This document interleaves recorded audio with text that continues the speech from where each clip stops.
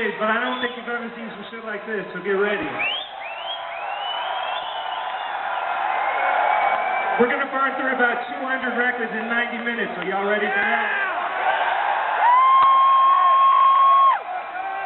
Alright, so we got a little movie that's going to explain exactly what's going to be going on up here, so all y'all can understand, and we just want to say it's an honor to be here finishing this tour in Pemberton tonight.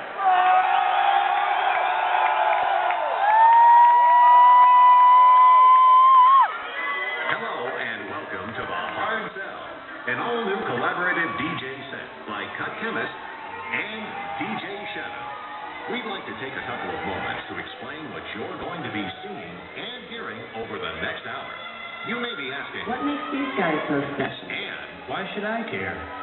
At the end of the day, aren't they really just playing records? Let's start with the records. This is a 45 RPM record, or as they're frequently called outside of America, a 7-inch.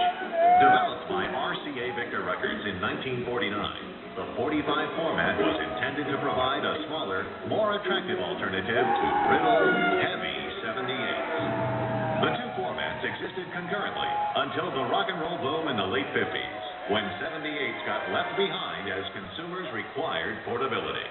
Reaching their peak in the mid-60s, the 45 RPM format then began a slow, decades-long decline that continued until near extinction in the early 90s. What do you mean, near extinction?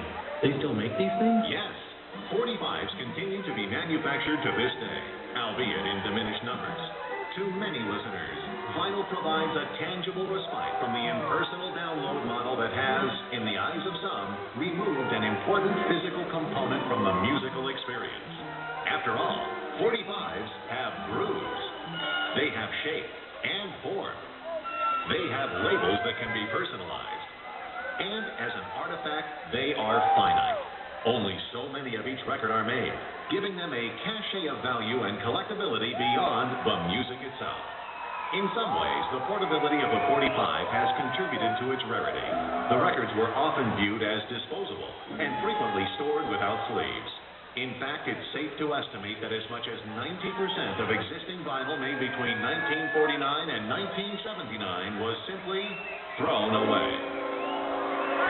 Vinyl has always been, and probably always will be, the preferred format for scratch DJs. The tangible grooves provide a tactile experience that simply cannot be replicated by any other format. However, 45s are somewhat problematic. For starters, they're smaller. There's less real estate to get a grip on. And those big holes can really wreak havoc when you're cutting it up. Also, the disc is spinning at 45 revolutions per minute, as opposed to the standard 33 and a third.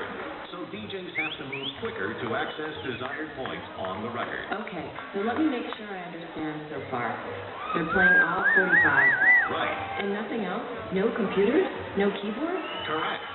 All audio is being delivered via vinyl on 8 turntables into 4 mixers. Sometimes the audio is then being sent into either an effects box for echo effects, or into one of 2 guitar pedals, enabling us to loop the sound, loop the sound, loop the sound. Looping can also be done using precisely placed stickers on the record.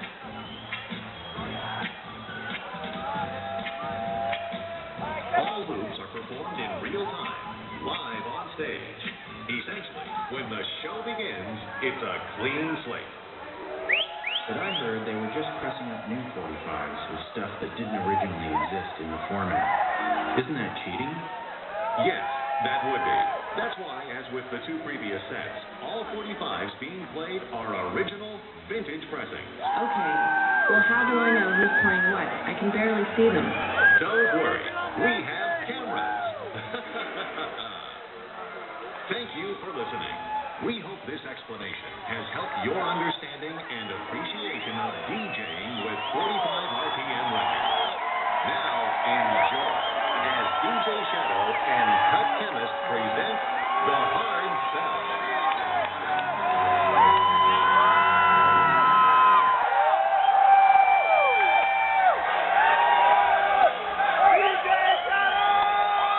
All right, y'all, we're about to do this one last note. just so y'all know what's being advertised up here. We like all types of music, but on the real, if you came just to hear house and trance, y'all might want to hit the exit right about now.